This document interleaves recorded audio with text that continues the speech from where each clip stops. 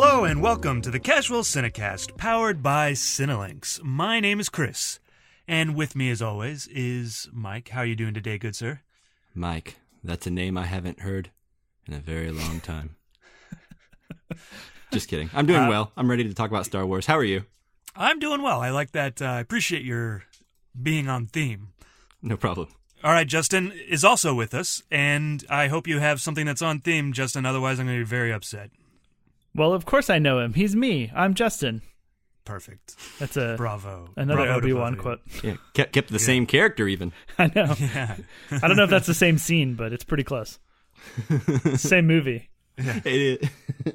So, if this is your first time joining us, usually we like to start off every episode talking about what's on our minds, which is usually the media that we have been watching or reading that week. But this week, we're not going to do a what's on our mind. We're not even going to do a movie review. This week, it's all about Star Wars and Star Wars Celebration. Yes. We are going to be talking about the new teaser trailer for The Rise of Skywalker. Oh, boy. Yeah. We'll also be talking about The Mandalorian, Fallen Order video game, all kinds of stuff from the Star Wars Celebration and Disney+. So join us. And with us, we'll have a guest with us, my friend Jordan Maison, who is one of the biggest Star Wars fans that I know. And of course, he runs the website Cinelinx, which is a movie game website. And he's very much into Star Wars, covers a lot of Star Wars. And of course, you'll find out more about that when we talk to him. And when we're not thinking about Star Wars, we're thinking about the Criterion Collection. And so make sure that you go check out our latest review on Safety Last starring Harold Lloyd. And then make sure that you go to Twitter and check out our poll so that you can vote on our next movies. The choices are Tree of Life, Brief Encounter, and Stalker. So make sure you go pick those out and vote for one so that we can do our next episode. Yeah. Yeah. We can't do another episode unless you vote. I think by the time you hear this episode, there'll only be like a day left, so you got to go vote quickly. Do it now. Pause the podcast, go vote, and then come back. Yeah. And if you can find us on Facebook, Twitter, and Instagram at Casual Cinecast, and on Twitter is where you can vote in that poll. And of course, if you want to send us any questions about the movies we're going to be reviewing, you can send those to any of those, Facebook, Twitter, or Instagram. You can also email us at casualcinemedia@gmail.com. And of course, as always, don't forget, if you like the show, go on to iTunes, give us a 5-star review. Helps people find the show. Thank you in advance. All right, guys, are we ready to get into some Star Wars talk? Boy, am I. All right. I certainly am. All right. Let's do it.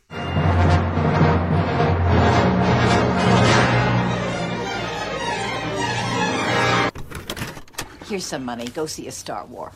All right, so joining us for our big Star Wars talk is a very old friend of mine, one of my oldest friends from high school. We went to high school together, and he is currently the editor-in-chief of Cinelinx. He is a very big Star Wars fan, one of the biggest that we all know personally, and he's been covering Star Wars Celebration a lot over the weekend. So welcome, Jordan Maison. How's it going, Jordan? Hey, guys. How's it going? Going right. How are you? Yeah, thanks for being here. Very good. Oh, I appreciate you guys having me on. Yeah, no problem. Have you had a busy weekend? Yeah, it was insane, especially considering we've gone several months without any news of any kind related to Star Wars. So it was kind of a nice floodgate opening. Yeah, I've been pretty much on Reddit all week being super envious of everyone who got to go to Chicago. Yeah, I was I wasn't able to be there. I've been before. I couldn't go this year. We did have a guy from our team that was there, and I had another buddy of mine there specifically to pick up toys for me. Nice. I felt like in some of my articles and stuff were actually used in a couple panels, so I feel like I was there in spirit. Oh, wow. So even if Very I cool. wasn't actually there. Yeah. I'm sure everyone at the Star Wars Celebration felt your presence. Yes. You were greatly missed, I'm sure. Am I remembering this correctly, too? Just kind of side tangent from Star Wars Celebration. You've drawn and animated some of like the Star Wars collectible cards and stuff? Yes. I worked for the last 3-4 years, have worked with Topps on their official Star Wars sets. and a few of their other stuff. I've done Walking Dead and Stranger Things, but I've done a whole bunch of their Star Wars sketch card sets. That's very cool. What's one you're most proud of? One of your cards? It's hard to say one card because every set, just like anything, it's just the more I practice, the better I get. So every set is better than the last one. Well, sure. But what if people wanted to like get online right now and see something you made? Well, I mean, if you Google my name in tops, a whole bunch of my stuff pops up. But I think I was most excited about the Last Jedi set because they actually offered that to me before they'd even released the first trailer for it. Oh, wow. I had the chance to look at some cool stuff ahead of time.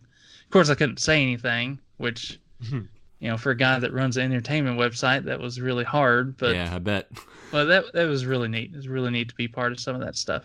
What is that process like when they approach you before there's even any kind of marketing materials out? Do they just give you like a couple pictures? Yeah, I had to sign a whole bunch of non-disclosure agreements. I mean, really, as part of the contract that you sign to even work with them, you can't even you can't show any of your cards before they're actually released in stores. And of course, if you see anything ahead of time, you can't talk about it or share it. So, sounds like fun. It sounds intense. I mean, it really is fun, and for some of it is intense. Because there are times where they give me like 50 cards, and I'm like, okay, you got 2 weeks. Oh my gosh. I think I could spend 2 weeks on one card and not get it anywhere close to good. Yeah, I feel like I could spend like a year on a card and be like, all right, it's just now starting to get good. If you could do me a favor and just ask Tops if stick figures are acceptable, because then I'll apply. No, they actually say no. They actually on some of the cards. They actually some of the sets they give you. They have very specific guidelines for what you can and cannot do. They still give you a lot of freedom, but I think the funniest one was for the last Jedi set that I did after the movie was out. They specifically said no drawings of Kylo Ren without a shirt on, and I just laughed. That makes sense. That is funny. Yeah. Is it because that meme? And they just didn't want. I think they just didn't want every artist to turn in a whole bunch of shirtless Kylo Ren pictures. Kylo Ren. They're like, we've got enough shirtless Kylo Ren drawings in. We don't need any more. Yeah, it's just overkill at this point. Yeah. Well, cool. So obviously you're very well versed and very well into the Star Wars universe. So with that, do you guys want to start talking about some of the news and more interesting things to come out of the Star Wars Celebration weekend? Absolutely. Oh yeah, I'm always down for Star Wars talk.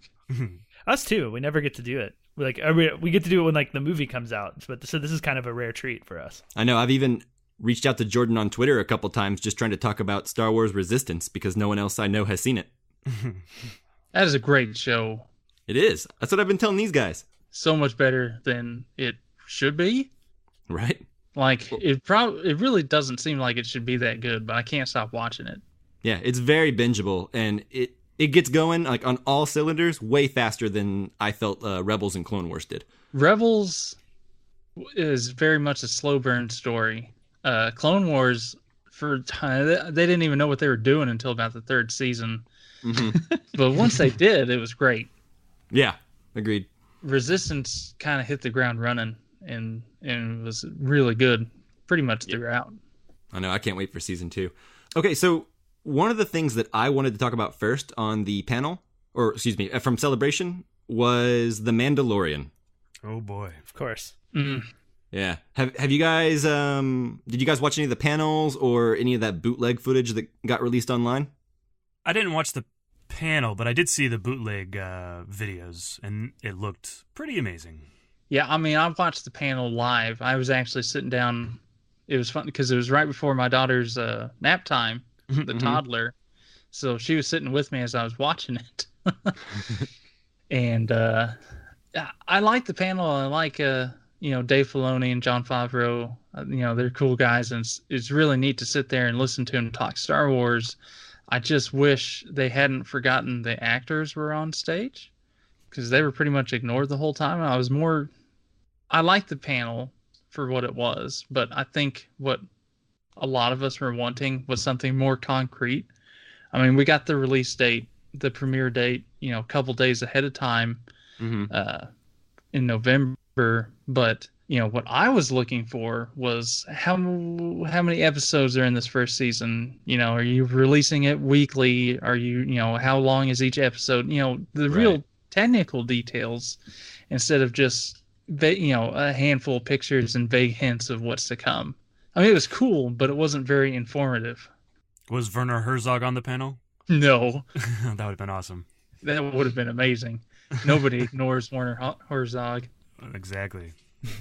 So I guess I'm the only one who has seen neither the panel nor the footage. So I guess, do you guys want to tell me? The footage was amazing.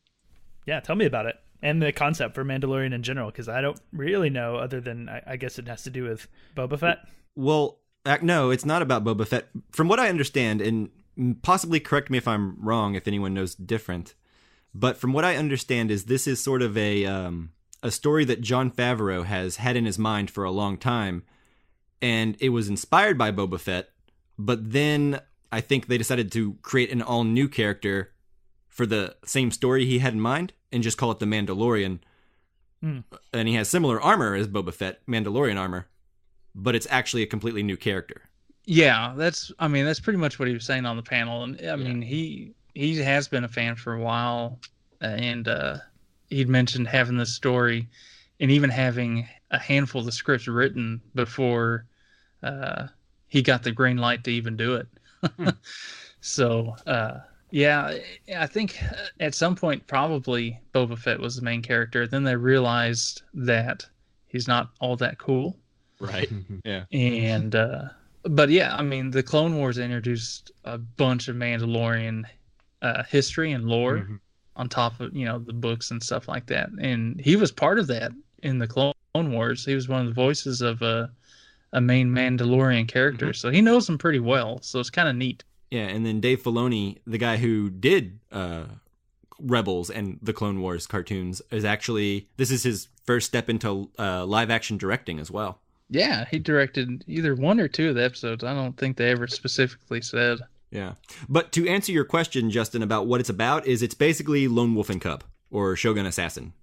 Oh.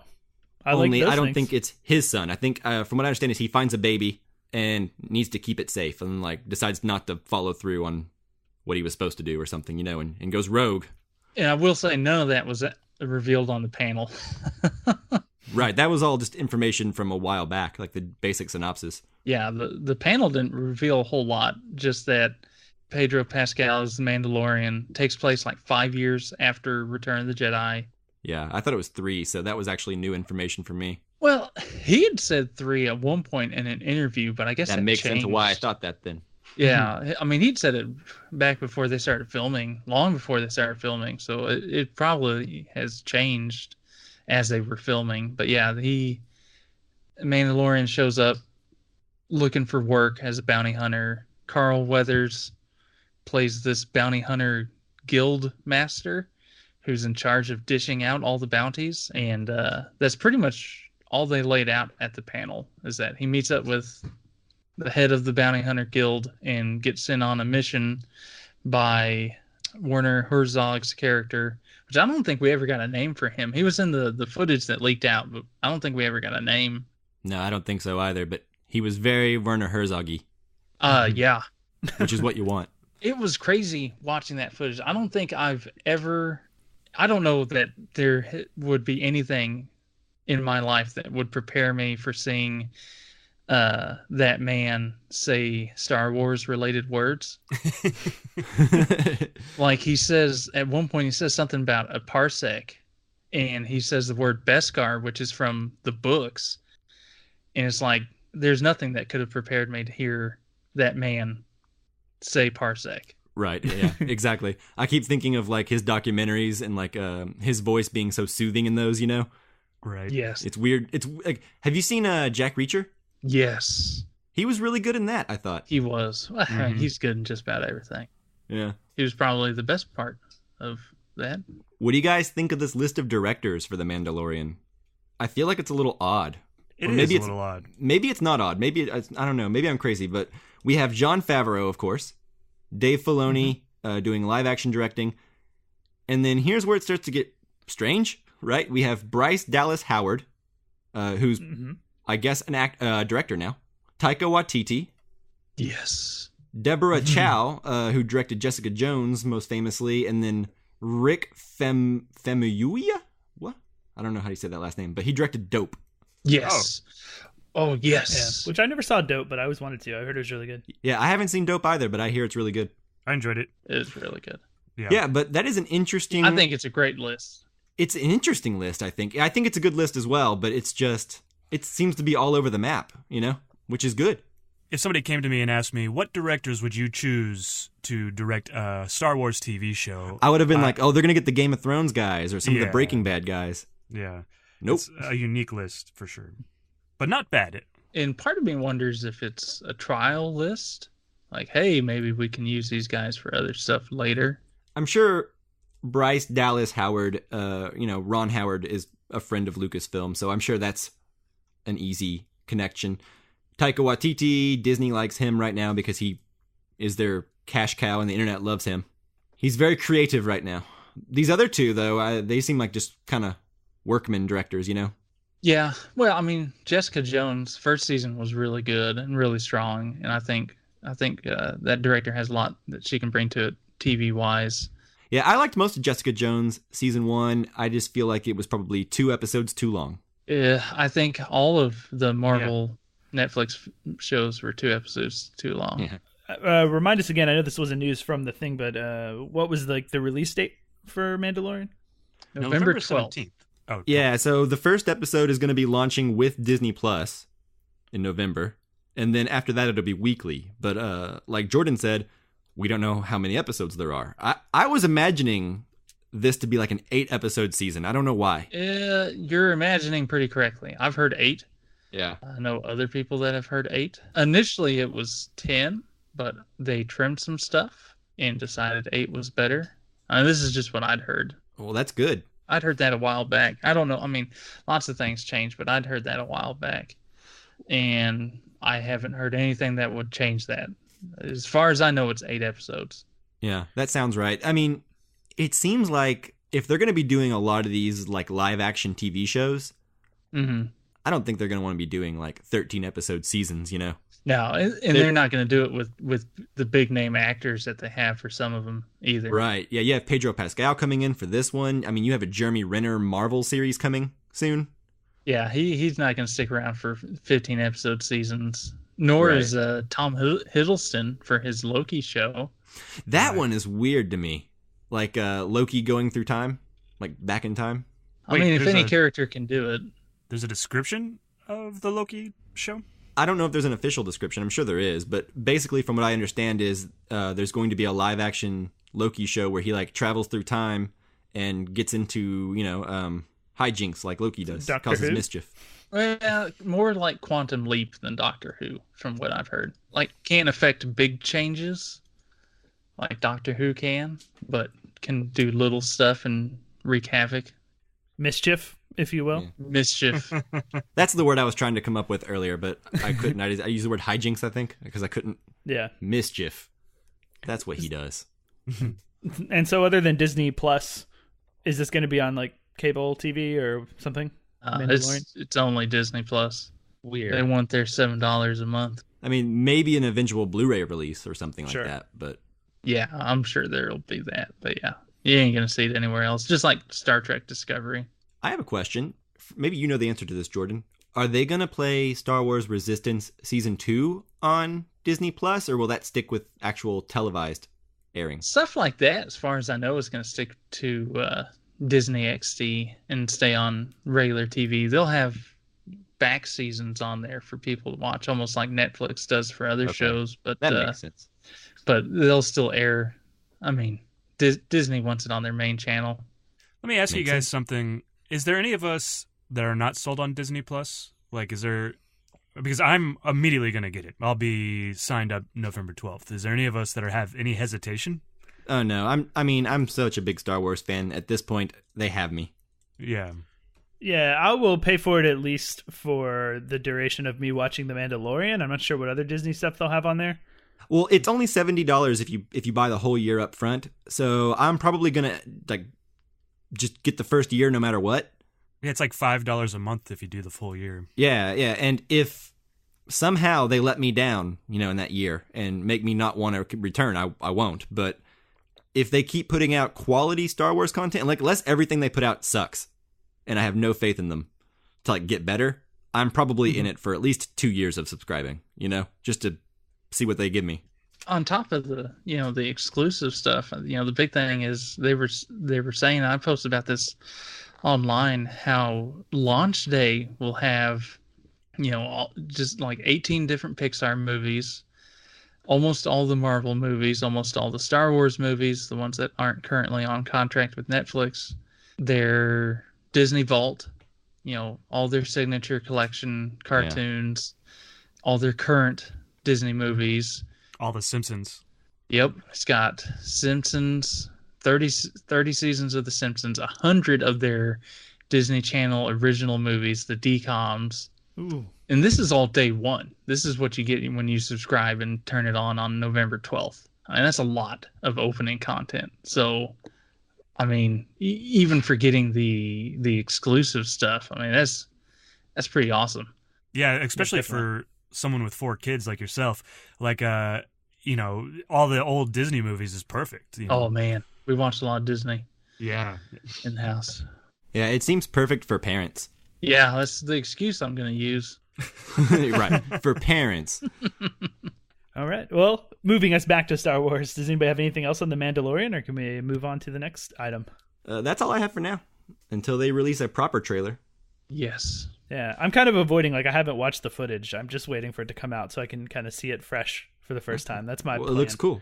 I believe you. The other thing about it that has me excited is they always talk about influences, but they named 2 really great people to influence it, and it's Kurosawa and Sergio Leone, and the footage looked like a Western, and so I'm really excited about it, Yeah. Them and everybody else. Agreed. In modern times that have been influenced by Kurosawa and Leone. Yeah. All right, so the next thing that stood out to me from Star Wars Celebration is a new single-player Star Wars video game. Finally. And that is Star Wars Jedi Fallen Order, which released a trailer recently. And I think it looks pretty good. We didn't see any gameplay, which is kind of a bummer. But it did give a story trailer. And have you guys watched it? I have Absolutely.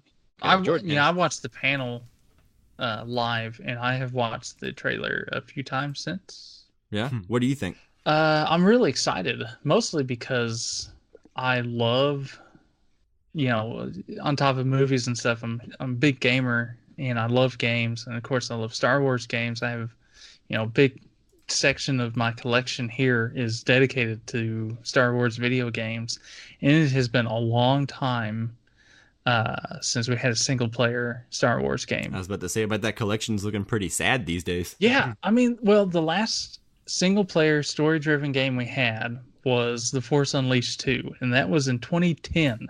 Oh, that was almost 10 years ago. And that's just kind of crazy to me, especially since EA has had the license since 2013. Yeah. We've had our 2 okay Battlefront games and a whole bunch of cancellations.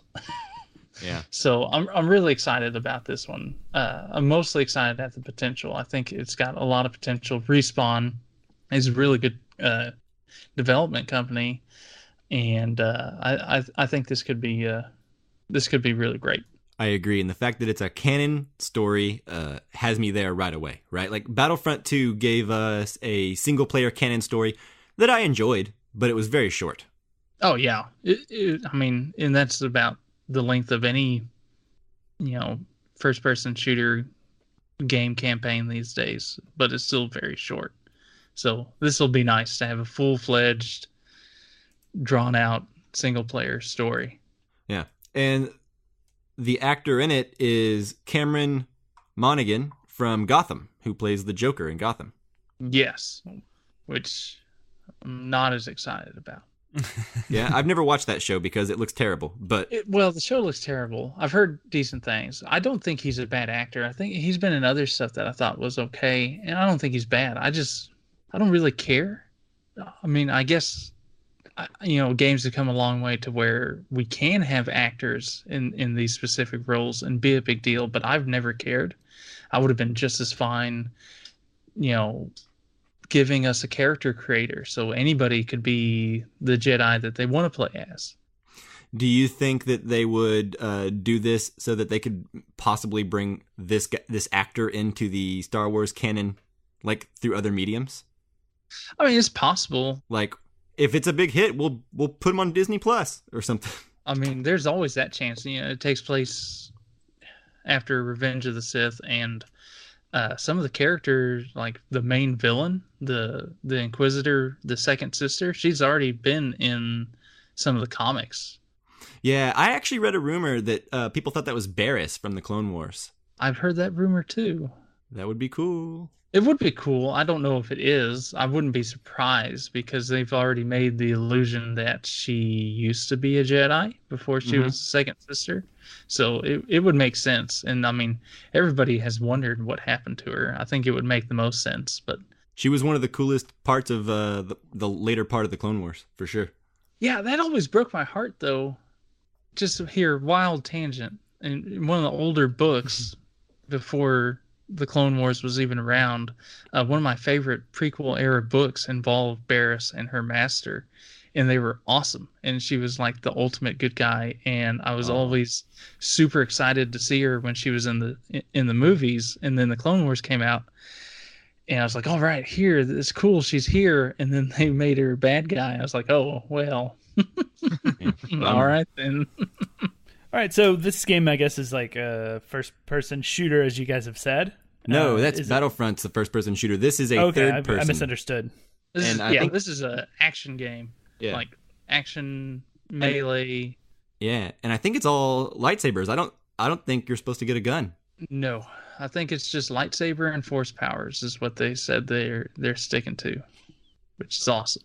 Cool. So would you say this is going to be a game that's going to be more like, I imagine in my head something like BioShock, or more like, what is the Nathan Drake games? Uncharted, or is it going to be more like open world-ish than that?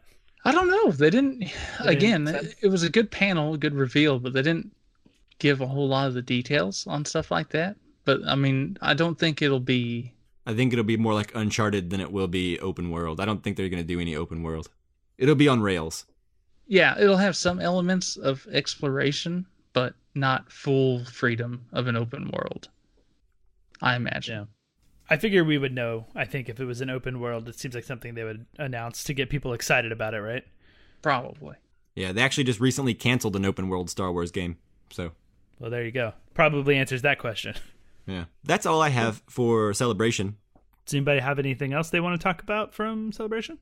No, not really. I mean, they talked about some of the toys, and they had the Clone Wars, new Clone Wars trailer for the next season that's coming to Disney Plus, the final season. That. They got Darth Maul coming back, which is always the best. Did you watch the Galaxy's Edge panel? No, because I don't want to be sad. You can't go? I don't want to get all excited for something that is likely, I'm going to have to be retired before it's even an option. Right. Chris, Justin, do you guys know what Galaxy's Edge is? I sure do. I watch it and I'm sad too.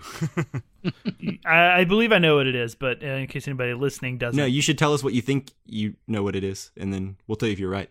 Is it this Star Wars theme park thing, or am I mixing that up with something else? Yes. Okay, good. Well, then I just told everybody what it's about. I actually have a question. So there's the Galaxy's Edge, and then there's a hotel weekend experience where you dress up and go to the hotel, and all the windows look like you're in a spaceship. Is that a thing, or is that something I dreamed of? Yeah, no, okay. There is a hotel. I think they're connected. But you go to the hotel and it's like a story-driven thing. Like there's cosplayers or actors that like lead you along the story. I want to live there. I think there's story in the park as well, not just the hotel, right? Yes. The park is supposed to be like an immersive world. that you live in. You're not actually just visiting.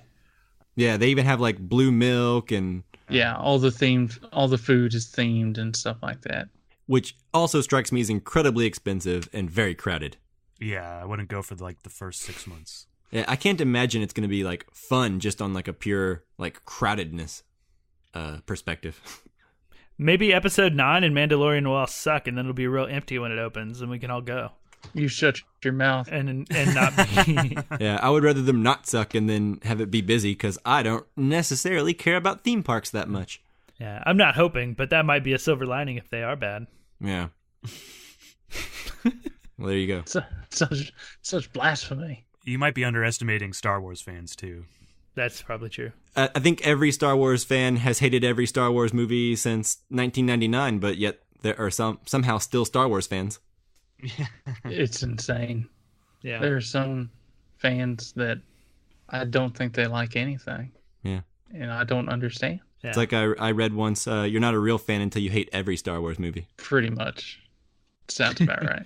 Yeah. Well, speaking of episode 9, do you guys want to move on and get into like our main topic here, which is the episode 9 trailer? God, yes. Let's do it.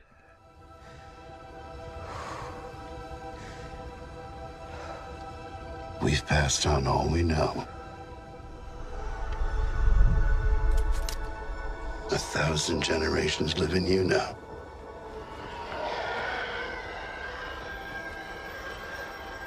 But this is your fight.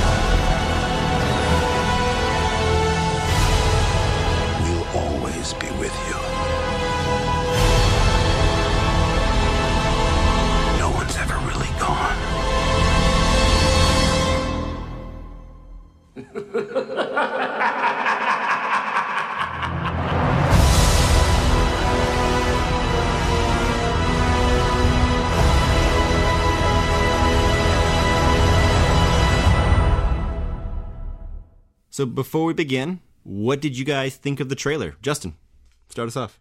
Sure. I'm very, very hyped now. I wasn't super hyped before, even though like I really like Star Wars, but I almost kind of forget that it's coming out this year, right? Yeah. What were your thoughts on The Last Jedi? Oh, I think it's really good. I actually rewatched it in preparation for talking about the trailer for this episode. I rewatched it last night, and I think it's really good. So you weren't not looking forward to it based on the last movie or disappointment or anything. You just let me clarify. Yeah, I wasn't not looking forward to it. I just say that like I keep forgetting that it's coming. Like it's not necessarily one that's like right front and center in my brain. Like I always forget that we're getting another Star Wars movie this year. So my hype wasn't like not hype in the sense that I'm not looking forward to it. I guess it's more that like it now it's in the front of my mind having seen the trailer. Sure. And I'll be looking forward to it the rest of the year. Well, and it makes it real. It's a cool trailer. Yeah, it makes it real. Like because Last Jedi, it puts it in a place where like it could go anywhere. Mm-hmm. After that, like it almost there's so many questions at the end of Last Jedi that it's almost like it feels like an ending, kind of. So like I kind of had closure for like a year and a half. I wasn't dying to know. Totally, yeah. It feels like the end. Like this next thing has to almost be a new chapter in the story. Yeah, I felt much the same way. I think not obviously I was excited and looking forward to it, but it's almost like a known quantity. Like we know, this movie's going to have these characters and something is going to happen to wrap things up. So right. I guess I wasn't kind of in the same boat. It's like, looking forward to it, but the hype wasn't there until this trailer, arrived and blew my mind. Exactly. Yeah. What about you, Chris? Yeah, I'm right there with you guys. I actually watched the footage of people cheering, and that gets me hyped up even more than just the trailer itself is all the people being so excited about it. I have a couple of hesitations here, and I am hyped for the movie, and, hesitations that can't be resolved until, I actually watch the movie. But my hesitations are, I feel like because of The Last Jedi and the backlash the internet gave to it, that they're walking some stuff back. And so I'm a little bit worried about that. And then the other thing is the Palpatine thing. I like that if done well, it can be great, but I also think that it could not turn out very well. So those are my two worries. Other than that, I love the trailer. The opening shots were great. Mike, what did you think? Yeah, I mean, pretty much everything you guys have said, I'm right there with you.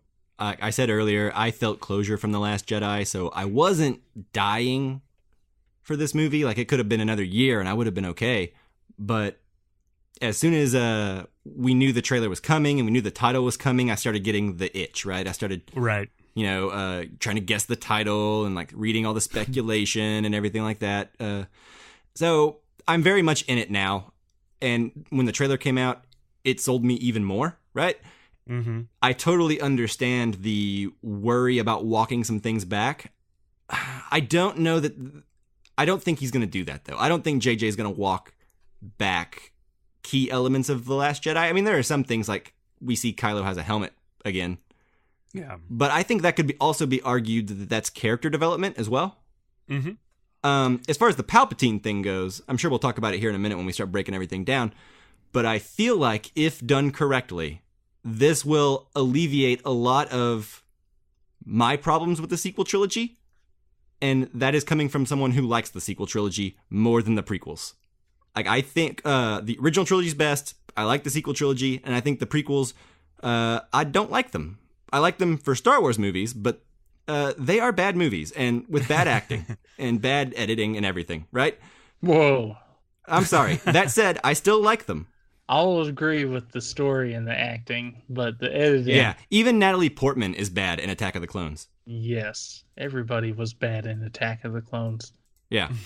So, that said, I just want to caveat and say I still like them. But the point is, Palpatine has been key to the story since the original trilogy, since the prequel trilogy, and I feel like this is the one element, like if they bring him back in the right way, can give the sequel trilogy that same kind of symmetry in a nice bookend, I certainly agree with you. I'm just worried about it not being done in the right way.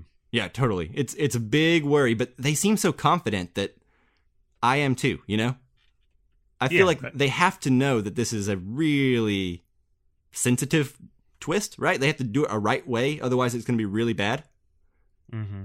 They have to know that, and they seem so confident, Well, in considering who the director is and how much he loves his secrets, the fact that they showed this or revealed it in the first teaser is probably a good indicator that he feels pretty confident with it.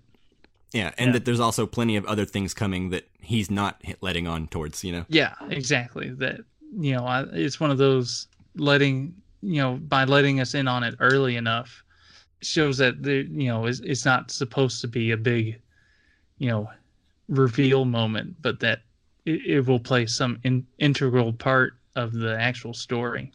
Absolutely. He kind of had that bite him in the butt with Khan, though. So he tried to hide that Benedict Cumberbatch was going to play Khan, and that kind of really turned on him. Well, that was dumb. Yeah, exactly. He's learned from it. Yeah. It was one of those things, I think, and I think he has learned from it. I don't think he's as secretive as he once was, at least not in regards to certain things. I think the main thing that needed to be learned from that was that if your story relies on being entertaining simply because something's a secret, then it's probably not a good story. That's good. Right. Good advice. Yeah. That's always been my thought on spoilers in general. If, I don't mind spoilers. I know there are those that do, but if your movie can't survive people knowing what's going on, then it's probably not good, because what happens the second time you see it? Part of me, though, is kind of frustrated with, I watched the live panel for episode 9 leading up to the trailer and everything. And some of it's pretty frustrating. Like, some things are overly secretive when they don't need to be. Yeah, the panel was super frustrating. Like, it's like, why bring these people out if they can't tell us anything? Because it's just like Stephen Colbert would be like, can you tell me this? And they'd be like, no. And he'd be like, oh, okay. How about this? And they'd be like, JJ, can I talk about that? No. Okay. And it's like, what are we doing? Just give us the trailer. Yeah, it got to the point where it's like, okay, what's the point if you're not going to talk about it? Right, like, I would almost rather them have started with the trailer so that they could then talk about what we saw. They couldn't even commit to, like, how long after The Last Jedi does this take place? And that information's already out there. So, well, I don't think that one is fully leaked yet, because the leak that we have there is a year, and it seems like there's a lot more time than a year. I wish it would be more than a year. I hope it's like at least 2 years. I think it's been more than a year. But but what spoiler could there be by not telling us? I mean, really. A little heavy-handed on the mystery box, I think, but whatever. That's JJ. I did love the trailer, and I remember running. I kid you not, I was in my office at work, and I couldn't sit down. I was so excited watching it. I literally couldn't sit down. And then when the Emperor laugh started, I literally ran a lap around in the hallway because I love villains. I was at work, and I was watching the live panel. I had my headphones in, and when the trailer was going on, I was just smiling really big. And then it ended with the laugh, and then, he came out on stage and was like, roll it again, in his like Emperor voice. And I watched it again, and I was just smiling ear to ear. And like, I remember turning around and like seeing if there was anyone in the office that I could talk to about Star Wars, and there wasn't. Yeah. And I just remember just like sitting at my desk being like, this sucks. I can't talk to anyone about this right now. It was super frustrating because there was no one around me either. That's why I was just running around. I wanted to call my girlfriend. She hates Star Wars, but I always call her and tell her, it's like, hey, look, this happened. She's like, okay. She's like, that's nice. I have to tell somebody. I think there's few things in the world that can get me as excited as like the opening of anything Star Wars, like the beginning of a teaser trailer, just when you start to hear the music and you see that first shot. And like we said earlier, it becomes real. But I even have that moment anytime I go to see a new Star Wars film, like the first time that like, the music hits and we see like the Lucasfilm logo, and then the music hits and like Star Wars flies back from the screen. Like from that moment on, like it doesn't matter what my energy level was at or what my mood was like. I'm so hyped and like I get chills, and I'm not sure I can think of anything else, like any other series, any other films that do that for me. Agreed. Absolutely. The one thing I miss is the 20th Century Fox logo, because for the longest time I associated that with Star Wars. Like anytime the 20th Century logo would appear, I thought Star Wars was about to play. And now my hope is that since Disney owns Fox, they can stick it back on there. I'm sure that's high on their priority list. Yeah, I didn't miss it as much as I thought I would. Like at first, first time I watched The Force Awakens, the very first time we didn't have the fanfare. It was it did feel weird, but it was. I got over it pretty quick, but it was. Then you get to watch weird. Star Wars, yeah. Yeah, I forgot about it. Fox who? All right, so before we go into our sequence-by-sequence discussion of the Episode 9 trailer, we do have to let Jordan go. He has to work early in the morning, and it's pretty late. So thanks for joining us, Jordan, and for talking Star Wars with us so far. Absolutely. I appreciate you guys having me on here and listen to me ramble about Star Wars. That was enjoyable. No problem. It was a blast. Yeah, thanks. Talk to you later. All right, guys. So now that it's just us, let's say we break down this trailer. Yeah, let's do it. All right. So first shot we have, looks like Rey is in the desert, and it looks like a TIE interceptor, probably flown by Kylo. We can't really tell. Yeah, it's TIE interceptor, but it's like red panels and stuff on it, which we haven't really seen before. Yeah, it's like a new version of it. Something special about it.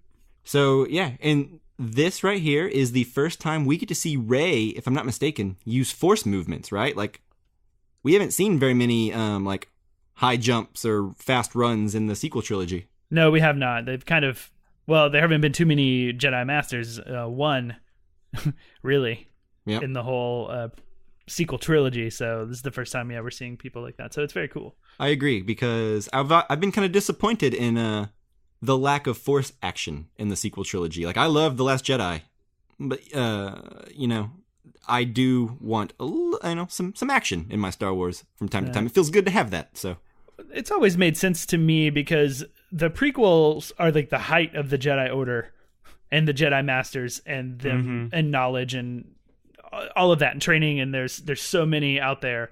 And by the time we get to the very first Star Wars film in the original trilogy, Obi-Wan's and Yoda, I guess, who we don't meet in that film, of course, but like they're the only ones around at that time.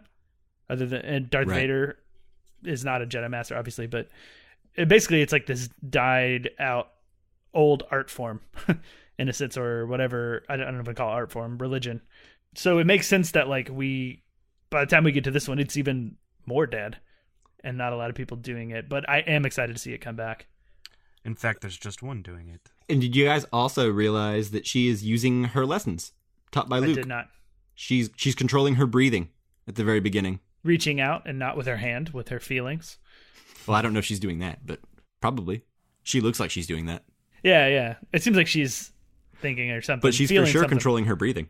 Do you think she's going to cut the wing off that ship? I think she's going to chunk her lightsaber real hard into the glass front of it, and it's going to go right through it and stab the driver in the face, because, I don't know. I doubt that. That'd be scary. It'd be scary for the pilot. Yeah. I feel like that may be different than what we're seeing, because it may be like a mislead. Like, there's a thing in Star Wars Rebels where Darth Vader hops on the back of a TIE fighter and rides on it while a chase is going on. And I feel like maybe this is the same thing, because if he really wanted to smash her with that TIE fighter, why wouldn't he just shoot her and then hit her with it? Yeah, I think there's more than we're getting here. And yeah, so it might be Kylo and Rey teaming up, but I don't know. Could be. Speculation. I also saw some speculation about this being later in the movie, because in later shots, Rey is wearing the same outfit, but it is much cleaner. So makes sense. I think this is somewhere towards, the later on in the film, at least. I mean, I guess you could do laundry at some point in it. That's true. There's 30 minutes of her doing laundry. Yeah, the Falcons had a laundry room installed. Yeah. I do want to say these shots look really terrific. Just the way they're framed and everything. Yeah. Just very You guys Western think this too. is Jakku or Tatooine? I think it's a new one. Do we need another desert planet? Yeah, I think I want to go with Jakku. I'm going to go with Tatooine. Yeah, that's probably the safer bet. I think we're going to be leaning really heavily into nostalgia in this one, because they want to wrap up all three trilogies. And Tatooine is the planet to do that on. That's where we start, right? It's where Anakin's from. It's where Luke's from. It's going to be symmetrical to end it there.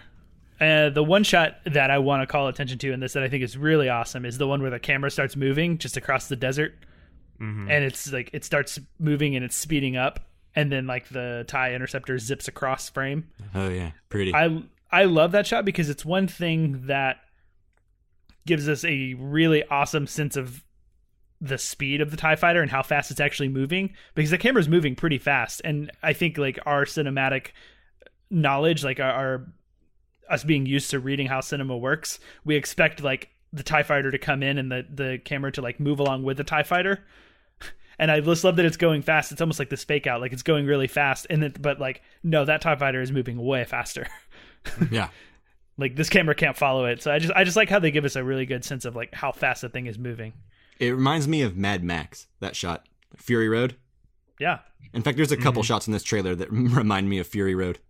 It's a good thing to emulate. Yeah, exactly. You could tell like 2015 came out and The Force Awakens came out, and then J.J. Abrams was like, I'm finally going to get to watch a movie because I'm done making Star Wars. And then he puts in Fury Road and he's like, holy crap. That's why he came back. Yeah.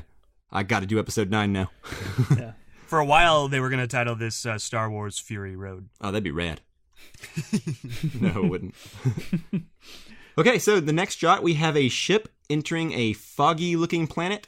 At first, I thought it was underwater because I was watching it on a small screen. But nope, it's actually just a dark planet with some mountains and like a city that's on like 3 different plateaus. Yeah.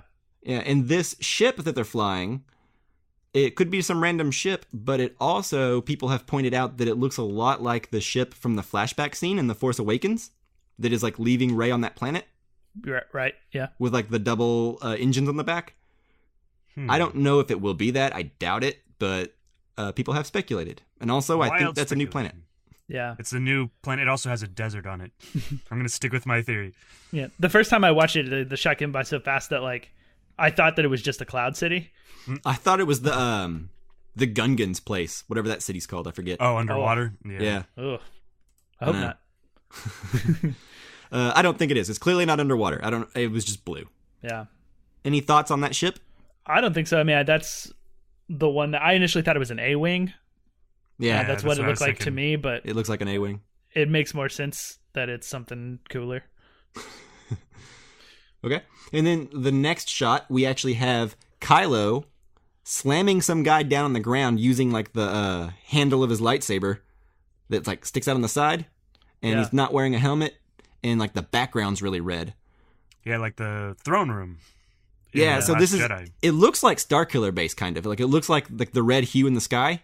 It looks like the same hue that Starkiller Base had, but it also might just be like a new alien world that looks different, or it could just be some random forest with fire in the background, you know? I've tried to like pause it to get a glimpse of like who he's fighting, and it looks like they're holding some sort of like axe or hammer. Yeah, I wonder if it's the Knights of Ren. But that seems like a weird thing to give out on the trailer. I don't know who the Knights of Ren are. Really? Really? They just talked about it in the first one. It's not necessarily... Well, they offhandedly mentioned them in The Last Jedi. Whenever Kylo turns on Luke, or Ben turns on Luke and burns the school down, he takes the students with him. Oh, right. Yeah, okay. Yeah, I remember him saying that Last Jedi. Yeah. Okay. There's a poster that leaked for merchandising a couple weeks back, and people weren't sure if it was real or not, but it very clearly is real. There is actually some shots of stuff that wasn't in the trailer. We have Kerry Russell's character is on the poster, an alien or two, the new droid, and also in the bottom left corner, the Knights of Ren. Okay. They kind of have to be in. They've talked about them, for the last two movies. Yeah, it would be bad storytelling to not bring them in at this point. Also, I feel like that's what's going to cause Kylo to most likely lose his position in the First Order, right? He's going to have to team up with our heroes, I bet, because the First Order are going to be like, you're not evil enough. You're hesitating. You didn't shoot your mom. Yeah, you didn't shoot your mom, and you like girls. This is maybe the first instance, I think, of like that side handle extension of the lightsaber being like used to hurt somebody. That's pretty cool. Nope. No? Finn in The Force Awakens, his jacket gets torn with the handle of that thing, and then Poe. Well, that's his sews it back jacket. up. Does that hurt him? I'm pretty sure he got hurt. All right. I guess it seems like someone's getting like kind of killed with it, and Yeah, no, this is definitely more hardcore than that. yeah. For sure. He's like basically like ripping their stomach open. Yeah, it's like a rock bottom from for any WWF fans, old school WWF fans, but with a lightsaber through your stomach. All right, and then the next shot we have some very hairy hands putting Kylo's mask back together, which looks pretty cool.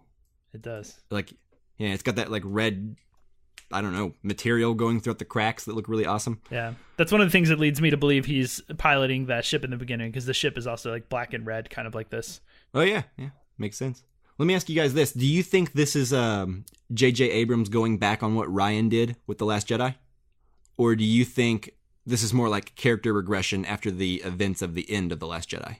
Like, do you think it's like we need Kylo with a mask because that's cooler, or do you think that this is like Kylo wants to put the mask back on because he made an ass out of himself and he's like insecure about his place in the First Order now at the end of The Last Jedi?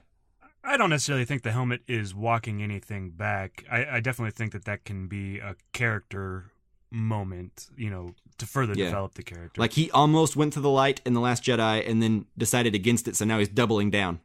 Yeah. Well, I wonder if it's someone putting the mask back together and like maybe trying to get him to put the mask back on, because part of him slipping is breaking the mask, right? Maybe they put the mask back together because that's like very symbolic of the dark side. So it's like, here, go back to your old ways. Whoever this the Knights of Ren all show up and they all have cool masks on, and they're like, "What's up, bro? We thought you were cool." Yeah, and like you said, these are hairy hands, so it's probably not him putting the mask back together. So yeah, as we know, Kylo Ren doesn't have any hair except on his head. Yeah. Poor Jordan couldn't draw any of his chest hair, so I know. That's true. Okay, so the next we have Ooh, these are quick. Poe and Finn hanging out next to some rocks, and then looks like Finn has Rey's staff, which I believe, Justin, you referred to as a phallic object when we were first discussing this trailer. I did, because it looks, if you look at Poe's gaze, it looks like he's looking right at the end of that, and it just stuck up on the side like a big phallic object. Like a big old phallic object. Yep. I don't know why. I don't know why that's where my mind goes. There's something wrong with me. You're a Finn and Poe shipper. Oh, what does that mean? Do you not know what shipping means? I mean, maybe not in the context that you're talking about. Like when you watch a show or a movie series or anything like that, and you root for two characters to get together. Shipping, like shipping. Oh, okay, yeah. I mean, I know what like shipping is, and that I have to pay for it because I don't have like Amazon Prime. No, but not this shipping. No, the nerdy fandom shipping. Yeah, I don't know that I'm rooting so much for Poe and Finn, but there's always been the talk of like Poe potentially being like an openly gay character or something at some point in these movies, like those weird rumors. So I'm on board with that idea. I think it'd be cool. I doubt they'll do that. Yeah, there are certainly lots of people that agree with you and want that to happen as well. Yeah. Yes. I don't really care, but I am willing to bet money that it does not happen. I'm not willing to bet that it will. So yeah, we're in the same boat. All right, so then next we have BB-8 and the new droid D-O sitting there. And I got to be honest, this new droid doesn't do it for me yet. You don't get to see him much. Yeah, I haven't seen him be charming yet. Like even in the episode 9 panel, they brought him out on stage, and it just looked like a really awkward, slow-moving thing that was about to fall over. It looks like a unicycle with a megaphone on top, and like it's going to yell at me. Yeah. Ooh. It looks loud. But unicycles are cool, right? There was one guy at our college campus who would ride around on a unicycle all the time, and I thought that guy was pretty cool. Did he wear a megaphone or carry one around? Mm-mm. Well, look, he's friends with BB-8, or at least according to that picture, it looks like he is, and if he's friends with BB-8, I'm okay with it. Yeah. Yes. BB-8's good people. Yeah. Next, we have Lando and the Falcon, laughing. Woo! That's exciting to see him back. Do you think he's going to take that ship back from Rey and leave her without a ride? After Solo, there's a weird context to the... Yeah, do you think he's going to have like a love scene with the ship? Yeah, he's going to... Oh, I missed you. Well, we always knew it was his ship originally. Yeah, we didn't know he's in love with it, though. Yeah. I'm happy to see Billy D come back, I think, and I hope that he plays some sort of integral part. Because I was, for reasons we'll get to later, I was rewatching some Death Star explosions, and that includes the part from Return of the Jedi where they fly out of the Death Star as it's blowing up, and he gives like a big yeehaw, and I think it's really fun. Oh man, I hope he does yeehaw on this one too. I know. He looks like he's having a ton of fun. He does. Yeah. He sounded good. Still sounds like Lando. At least he did on that panel. He's old. He's like 80. He's like 82. Yeah. Yeah, he's very old. He's not going to be in it a whole lot, I don't think. He has to walk with a cane and everything. So. Oh, really? Yeah, I think a lot of Lando's going to be sitting down flying ships in this movie. Yeah, which is fine. Yeah. That's all he needs to do. I don't want him to like kick anybody or anything. Okay, so next we have a Fury Road looking place that's like looks like a pod racing track or like a moisture farm or something. It looks like the same planet from the beginning. Mm-hmm. Yeah. And it looks like there's a big chase going on with jetpack troopers, which I believe is the first time we are seeing those in a live-action movie. I know we've seen like probably so. Boba Fett and Jango Fett use their jetpacks, and Boba Fett didn't even use his jetpack well. He used it to kill himself by jumping into a Sarlacc pit. Yeah. Yeah. So hopefully these troopers are more efficient with their Hopefully not for our jetpacks. Heroes. I don't really get a lot out of this sequence. Like, there's not a whole lot to think about, I guess, other than that sort of stuff. Nah, It's just kind of like action trailer stuff. Yeah. Yeah. Just like that's what reminds me of Fury Road, though, is that shot right there with like the smoke or the dust coming out and like the jetpack troopers shooting out of the dust. Sure. Mm-hmm. Makes sense. Then you get Poe, Finn, and C-3PO on like a speeder-looking thing getting shot at. I love C-3PO in this. I know he's like shot. holding on for dear life. Yeah. You know he's whining and complaining about it. Oh dear, Yeah.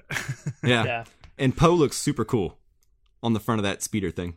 I don't know what this thing is, but it reminds me of the Return of the Jedi Yeah. sort of craft. Like a much smaller from the version of Sarlacc that. Pit. Yeah. The boats that they have. Yeah. Yeah. which is maybe more evidence that it's Tatooine. It looks like a lot of fun, to be honest with you. And I think, just a sidebar real quick. Whoever decided to create Poe's outfit for this, on point. That outfit is so cool.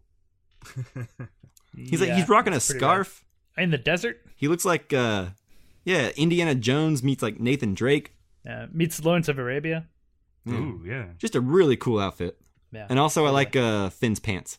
You know, I wear long sleeve shirts sometimes, and most often when I do, I roll my sleeves up because I always want to look super cool. But then I see someone like Oscar Isaac here with rolled up sleeves. I don't know how they roll up their sleeves and make it look so cool. Yeah. Never works for me. And you just roll yours right back down again and hang your head. Yeah, I roll them up and I look in the mirror and I go, and I roll it back down. I should just take the shirt off and put on a t-shirt. You just put on a hoodie instead. Yeah. Okay. After that, we have a medal from A New Hope. The one that Leia gave to Luke and Han and not Chewie. Robbed. No. Although he got one later in a comic book or something, I think. But yeah, it looks like someone's fondling a medal. So I would assume this is Leia holding Han's medal in a deleted scene from The Force Awakens. Mm-hmm. After Han dies and she like feels it in the Force, so she just goes and like picks up his medal and looks at it. That's what I'm willing to bet. And they're just like putting it here so that way they can kind of repurpose it and be like, yes, remember 2 years ago or whatever when Han Solo died? I remember that. This is a scene in Episode 9 with Carrie Fisher. And then she hugs Rey. And then she hugs Rey with another outtake from The Force Awakens. Which makes me wonder how much they didn't use in The Force Awakens of Carrie Fisher. Apparently there was like a whole plot line where like she goes and I from what I understand, this may be wrong. Anyone listening to this, feel free to correct me. But from what I understand is like there was a whole subplot where she was supposed to try and talk to like the New Republic before it gets blown up. Oh yeah. I remember. And they weren't going to like respond to her and everything like that, which is why The Force Awakens, whenever you're watching it, you have no idea what's going on with like the new government when it starts out, right? There's no exposition. There's nothing telling you what's going on at the new state of the galaxy. So like a lot of people blame The Last Jedi for like killing Snoke and not giving his backstory, but I think that's more of a Force Awakens problem than it's a Last Jedi problem.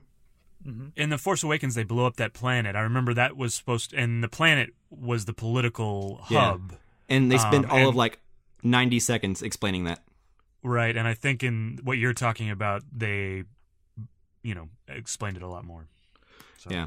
So that was always my big complaint. So I'm happy that we're getting more fleshed out stuff in Episode 9. Obviously, it's going to be different than it would have been in The Force Awakens. But hopefully we get some more of that. Because while I sympathize with a lot of people who want backstories, to like Snoke and everything like that, because I do as well, I don't know that they're super important to the story, We went through the entire original trilogy without knowing anything about the Emperor, including his name. Right. He was just the Emperor, and he had less screen time than Snoke has, in the entire original trilogy.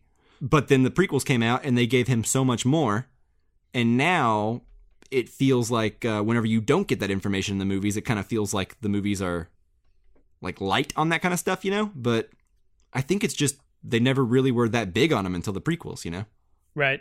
And then you have all the prequels to fill in anytime you watch the original trilogy. So you're watching the original trilogy knowing all of this backstory about everything. Yeah. We don't have that here, so it's just something you get used to watching, right? Right. So then, like, I remember when The Force Awakens came out and everyone was like, I thought Phasma was going to be way cooler. And it's like, why'd you think that? It's a Star Wars movie.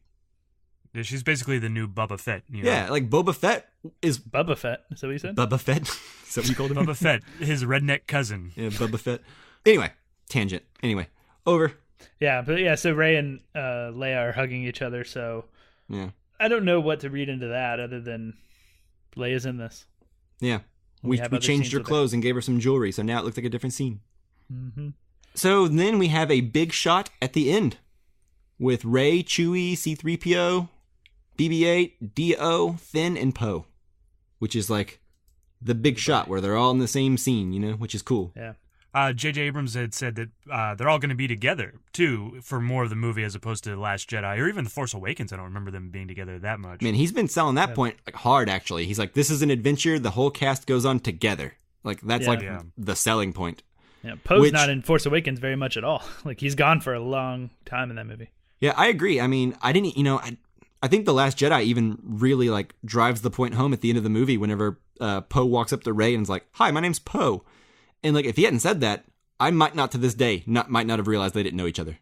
Right.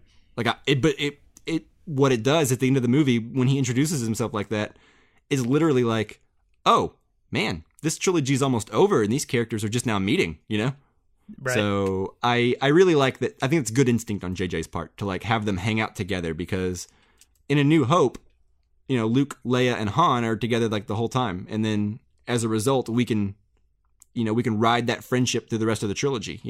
Right. And then the last shot. Mm-hmm. That's Here a big we go. one. Yeah. The Death Star. Do we think this is the Death Star 1 or 2? Do we think this is the forest moon of Endor or one of the other moons?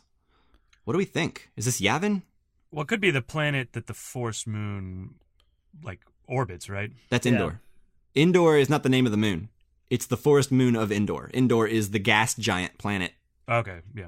So it can't land on the gas giant, obviously. So it can't be on Endor proper. Right. But Endor has 9 moons, according to Wikipedia. Yeah. What is the where it's Alpha in the original movie? Yavin. Is that Yavin? Yavin 4 is like the base, right? Yeah. Where the rebel base is. But it looks more like Endor to me than Yavin. Yeah, in Star Wars, though, I feel like each planet has one thing. It's a forest planet, it's a sand planet. Well, it's there are oceans on Endor, the forest moon of Endor. We haven't seen them yet, but if you look at like the outside of the planet, like the wide shot of it, there's definitely large bodies of water all throughout Endor. Yeah, I definitely think that this is the second one, though. Yeah, I think it's the Death Star 2, if for the sheer fact that it's a closer proximity to Palpatine and like a stronger connection to him. That's what I was thinking. Yeah, and that's where he supposedly died.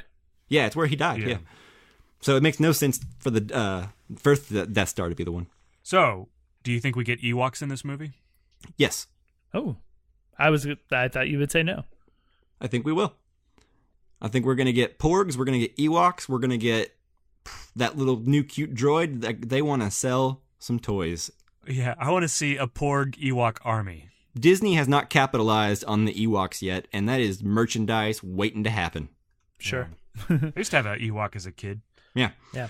If they let's put it this way, if it's not the forest moon of Endor, no Ewoks. But if it is the forest moon of Endor, 100% guarantee Ewoks.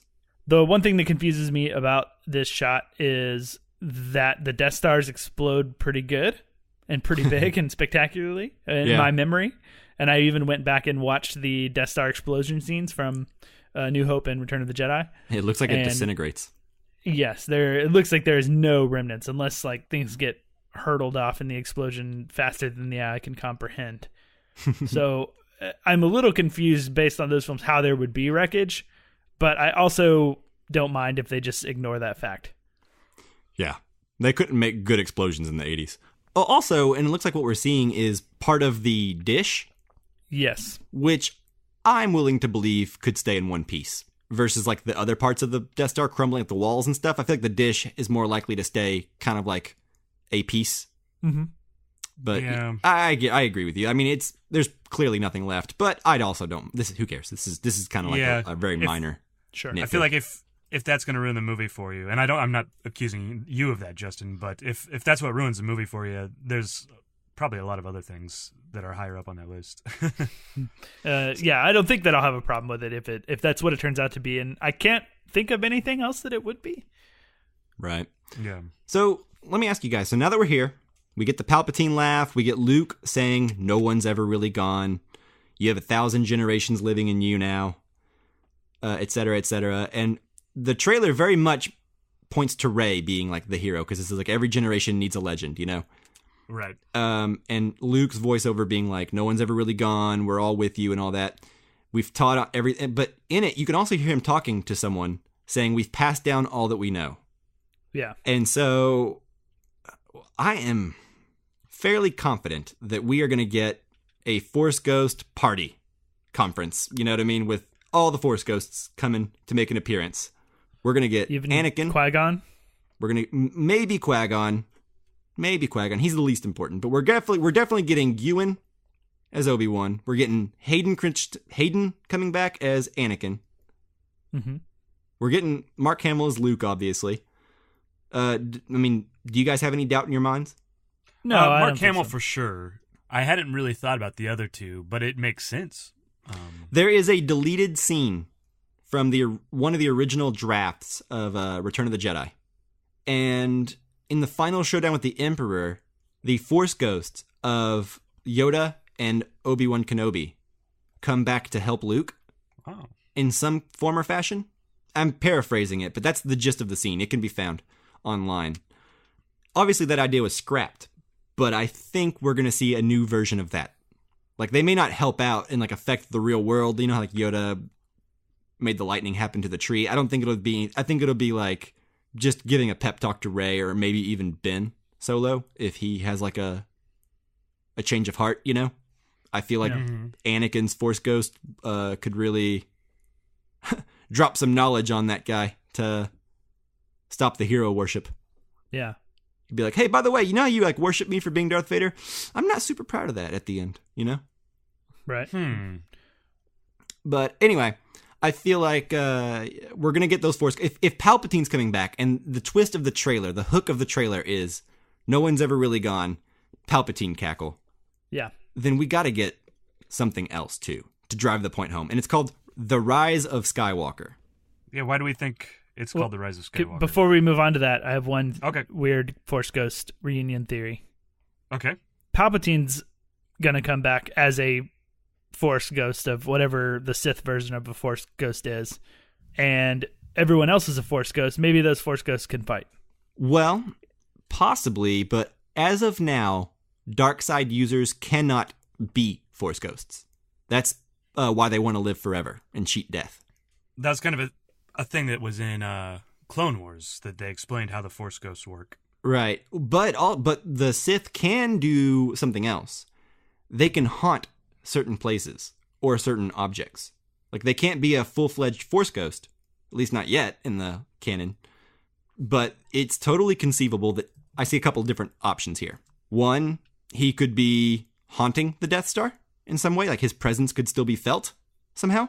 Mm-hmm. Or it could be like a contingency plan he had set for a long time ago, like in Battlefront 2, right after the battle, the Forest Moon on Endor, in the Death Star 2 blows up. The Emperor has like VI robots with like his like personality kind of uploaded in them, like a message, you know, and they set off Operation Cinder, which is to like burn everything down. So he could be haunting something. He could have like some kind of plan in place where he has like something that's supposed to pop up after a certain amount of time. Or it honestly could just be that Darth Vader threw him down a hole and he lived. And he's just been living in the Death Star. Like, you know, Darth Maul lived when Obi-Wan Kenobi cut him in half and threw him down a hole. I mean, Luke lived and he got thrown down a hole in Right. Empire. So really, there's no reason why the Emperor can't have just lived. Yeah, there's a very strong precedent that people throw down holes do not die in Star Wars. Realize there's a lot more people being thrown down holes than I realized in Star Wars. Even Boba Boba Fett? when he flew himself into the Sarlacc pit, supposedly he climbed out later, even though we don't see it. In Legends, yeah. It's all making sense. We know now. Fact, Emperor did not die. Yeah, if you're going to try to kill somebody, don't throw them down a hole. If you do, find out where that hole goes and then go down and make sure that they died. Double check. Yeah. All right, guys. So, any other speculation about Palpatine real quick? No, I don't think so. I am excited. I'm infinitely curious. very he's such a good curious. villain. He's got such a just fun to watch. Like, as he chews scenery every time he's on, you know? And I really think if they nail it right, it can really sew everything together. You know, It'll like make J.J. it feel Abrams. like 3 trilogies of the same story. Yes, 9. The finishing movie of 9 movies, and I also think it'll be good to move away from the Skywalkers because I think there's so much expectations on Skywalker movies. So it'll be good to finish this and move on to new things, where we don't have to worry about Palpatine coming back or Right. you know. Well, okay. Well, let's talk about Skywalkers. Yeah. The title, The Rise of Skywalker. Yeah, that's obviously a very different implication of like if it were Rise of the Skywalker. The Rise of Skywalker. What do you think that means? What does that mean to you guys? I think there's possibilities. You know, there's a lot of, and it could be that Skywalker is the new Jedi. I mean, I've heard that. That's the most common theory that I've seen floating around, which is that like they're going to get rid of Sith, get rid of Jedi, and then take on the new nuanced, balanced version or view or outlook of the Force that Luke had, which is very similar to gray Jedi, which were a thing before The Last Jedi came out. So yeah, maybe Skywalkers going forward will be these newer versions of the Force users. You know, that's the most common theory that I've seen, and it makes the most sense. And it would be fitting to the whole trilogy, right? Right. Because you start off in the prequels where everything's its light side is in power, right? Then you go to the original trilogy and the dark side is in power. And so now we can find the balance, you know, finally. Yeah. I mean, I think that one makes a lot of sense. The other thing that I was thinking is that Luke kind of disappeared for a while. And so his name, while it was still legend, he wasn't really doing anything, and he kind of abandoned everything. And I'm wondering if it's going to be some sort of like the return to glory of his namesake, even, you know, as his a Force ghost somehow. His reputation, and the legend. I think that already happened at the end of The Last Jedi, though, or that's what the story would have us believe, because we have the little kid from Canto Bight dreaming about Luke Skywalker's big showdown with Kylo Ren in the First Order. This is the further rise, I guess. I don't know. Yeah. Is there any chance they're referring to Carrie Fisher? I doubt it. You think they're going to kill Princess Leia off in this? No. I would have. Yeah? Go ahead, I would have Chris. if they were going to continue the series, right? If they were going to continue with Skywalkers, I would think that they would have killed her off. But now that this is the end of the Skywalker saga, I think that there is a chance that she can live. Yeah, if they keep her alive, I mean, they can keep her alive in books and comics and stuff like that as long as they want, you know, and give the character a genuinely happy ending. So I would like that. I think of all of them, I think Leia needs a happy ending, you know? If you take a step back at Princess Leia's life, it's not pleasant. Like, and it's like, take a look at it in broad strokes. It's just one big tragic life. That is very true. Do you think that there is any chance that we discover another Skywalker who we either didn't know was a Skywalker or haven't met yet? Or I guess Kylo Ren could technically be considered a Skywalker. That's true. Yeah, I mean, I think before meeting a new Skywalker, I think that would be the case, which would be just Ben Solo's rise to the light. Yeah. Do you think he's still able to be redeemed? I mean, if Darth Vader can be redeemed, which, and by the way, Darth Vader, totally not really redeemed, but it's easy to say that when you die right after doing something good, I guess. Right. Yeah. I think if Darth Vader can be redeemed, then Kylo Ren can be redeemed. Yeah, agreed. Yeah. That just seems so obvious that it's like, I don't buy it. I mean, I agree. It does seem obvious, but at the same time, that is the theme of the story so far. Like, the original trilogy was about going to the dark side. The other one was about resisting the dark side, you know? So I feel like if they don't explore that theme somehow, then it will feel like inconsistent. The journey from dark to light, you mean? Maybe, or just the idea of exploring dark to medium. Yeah, like the two original trilogies were the idea of like exploring light versus dark, giving into one or the other, you know? And I don't know, I just feel like someone, either Rey needs to turn bad or Kylo needs to turn good, or both. What if they just both turn gray? They both go to the middle. Well, I feel like what's going to happen is they're both going to go to the middle to fight the First Order.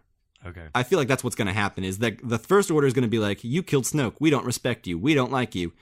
They're going to try to overthrow him, and in order to save his own life, he's going to have to like team up with our heroes, you know, and through the course of teaming up with our heroes, he will redeem. Yeah. Roughly. Makes sense. All right. So here's the big question I have. Is there a chance that Rey is a Skywalker? No. And if so, does that upset you? No and yes. Okay, yeah.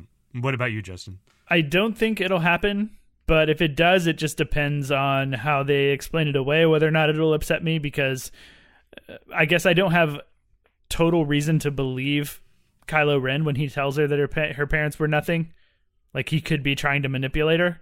But he's like, you've always known the truth. But, yeah. And she's like, I do know it. It'll take some convincing, I think, because I do like the thing where she's from nobody. Yeah, and they really kind of set that up to be a big deal in The Last Jedi with the broom child picking up the broom with the Force, you know. Making her a Skywalker seems like walking back, and that's one of the things I'm afraid of. I don't think they're going to make her a Skywalker. I think Luke might give her the name Skywalker because she doesn't have a surname. That makes sense, and I would be okay with that. Yeah, she doesn't know who her parents are, so yeah, we'd be like adopt her. Yeah, might as well. Or Leia might.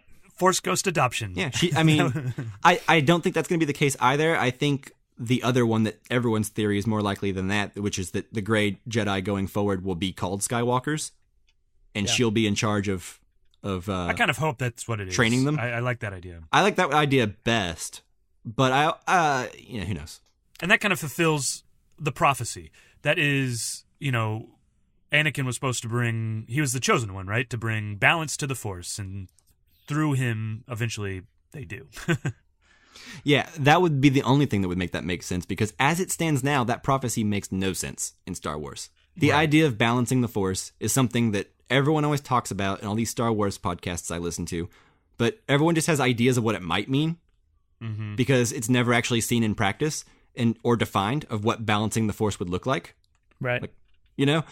So I agree. If they could somehow make that prophecy tie into Episode 9 somehow in an organic way that brings it up and reminds us of it without reminding us of the fact that it never happened, then I'll be okay with that, Yeah, and there's also part of me that hopes that it's none of the things we've talked about and something totally cool that no one considers, or at least I don't. Agreed. Here's what I want.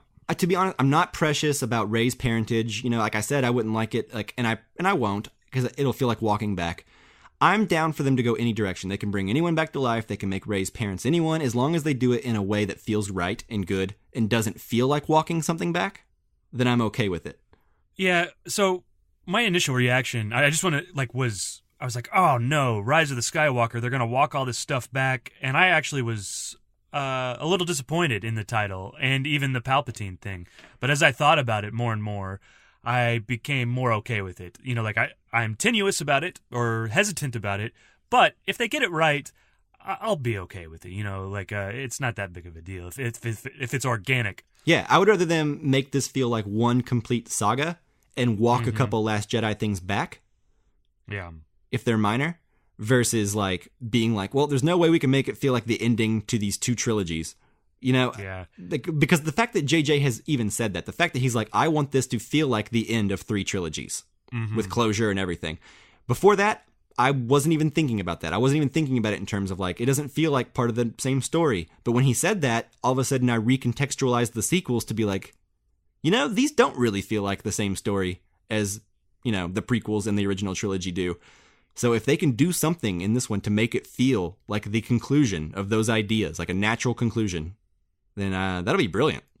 I do think, and hopefully they are doing this with the new trilogies, like Mike, you were telling us how the new trilogies are going to be connected and they're working together on it, both Rian Johnson, the David Hoff and Benny Wise from Game of Thrones. I don't know if I said those. No, you didn't.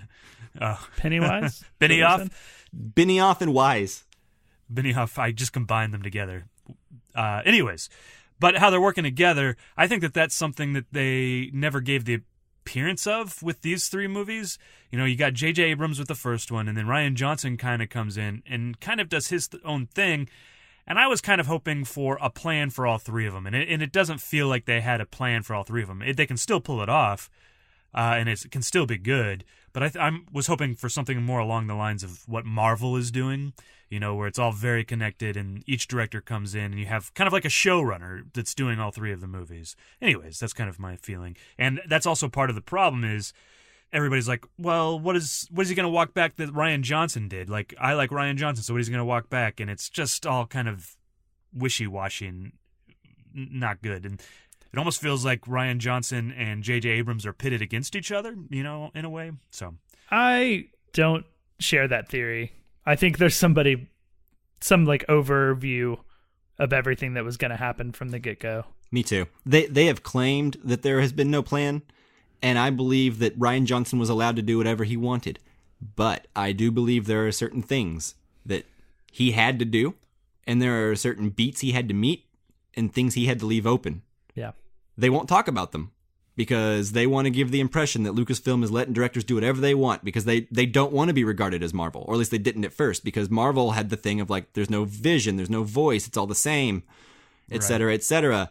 And people for years before the actual Disney movies came out, they were talking about how they wanted more Star Wars movies, and George Lucas wanted a different director for every kind of Star Wars movie. He wanted Ron Howard to direct Star Wars movies and Steven Spielberg, et cetera, et cetera. That's what he always envisioned Star Wars to be. So Disney started doing that. But I believe that there was always a plan for the end of Kylo, the end of Rey, the end of Luke, the end of Han. These are things that I think were always in broad strokes there. Do you think Snoke was always going to die in... Yes. Yeah. Do you? Okay. Yeah, especially now. Especially after they were saying that With Palpatine has been planning to come back for a while. And looking back in retrospect, they even name-dropped him as Darth Sidious in The Last Jedi. They haven't... In The Last Jedi? Yep. They did name drop Darth Sidious? Yep, Luke did. Mm-hmm. I thought... Oh, okay. I mean, I'm still I think not Rian quite Johnson's there. getting a lot of hate from people who don't know what's going on, is my theory. Yeah, I mean, I'm not trying to give him hate. I hope no one... I don't think there was like that I don't from think what there was I like a laid out plan with like a showrunner like you're saying, but I think Yeah. that there was definitely like, because Adam Driver's even said that they have been working towards something with that character, like they've been working towards something very specific. I mean, so I did actually see a clip where I didn't necessarily buy it, but it was Kathleen Kennedy, and she's like, "We have always known that Palpatine was going to be in the trilogy," but I didn't know that I necessarily buy it. Well, I mean, in the original artwork for The Force Awakens that came out, there was shots of the Death Star 2 submerged underwater, going scuba diving into the Death Star 2. Oh yeah, that was in the script. Mm-hmm. And then there was also ideas about Anakin's Force Ghost turning between Anakin and Vader that was cut from The Force Awakens as well. So I think there was... Wait, what do you mean by that? Explain that. Like, I don't know. I mean, I haven't seen it, but there's art. There was artwork originally in... You can Google it, I'm sure, and find it.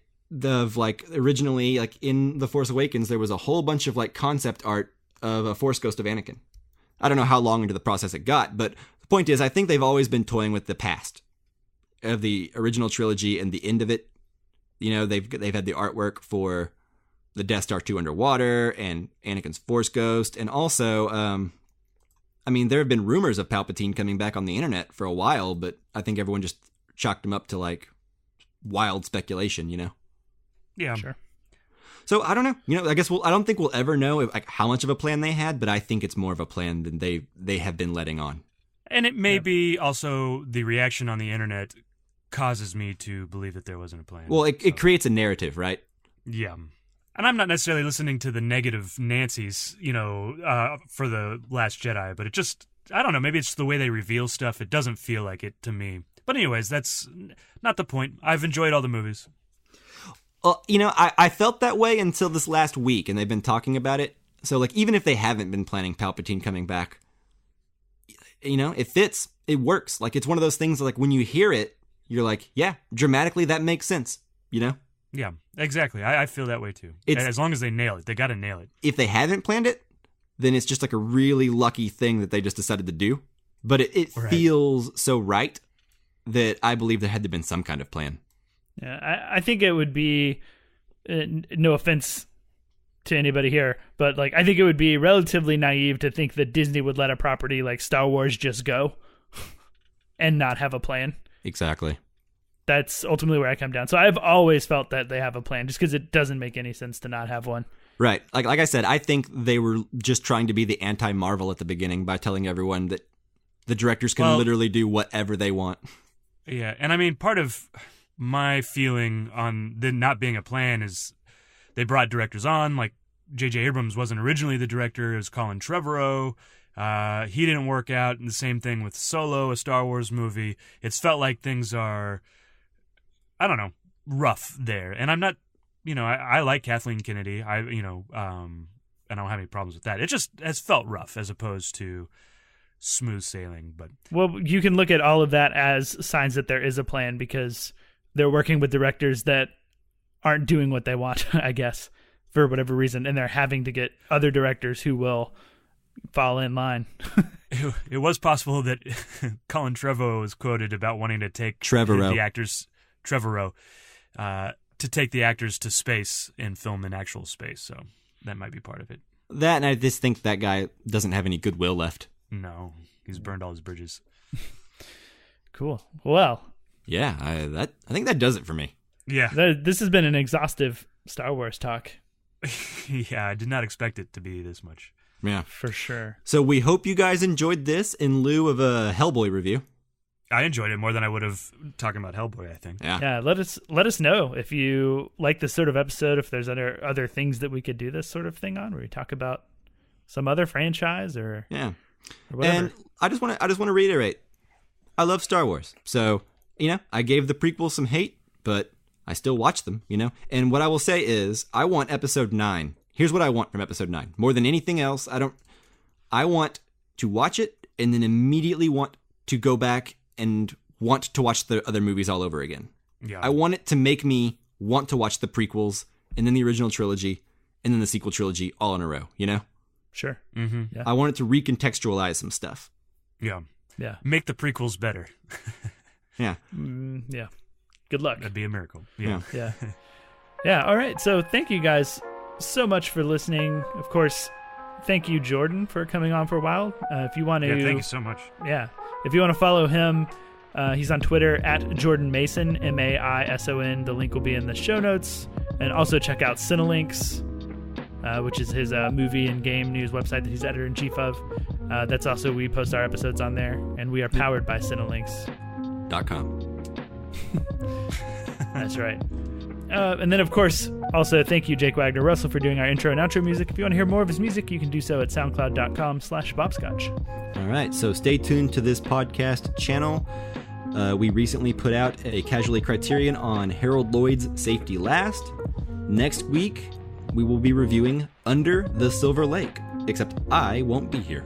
You won't. We got another mic to replace you. What? It's true. There's another mic coming on. Call him Diet Mike. Diet Mike. Mike Light. Yeah, we will for sure. But yeah, it's Mike from the Cinemas podcast will be guesting next week, and we're going to be reviewing Under the Silver Lake. And Chris is, I think, hopefully excited about that still. Yeah, we almost didn't, and that felt wrong not to review it on the show after I've talked about it for about a year. So yeah, I'm genuinely bummed that I cannot be here for that review because you have been building this movie up for quite a while. Yeah, it's been a year since the first time I talked about it. So. Yeah, so if you guys have any questions on Under the Silver Lake that you want us to answer on the show, you can send those to Facebook, Twitter, and Instagram at CasualCinecast, or of course our email, casualcinemedia@gmail.com. Thanks so much for listening, guys, and may the Force be with you. God, you took mine. And also with you.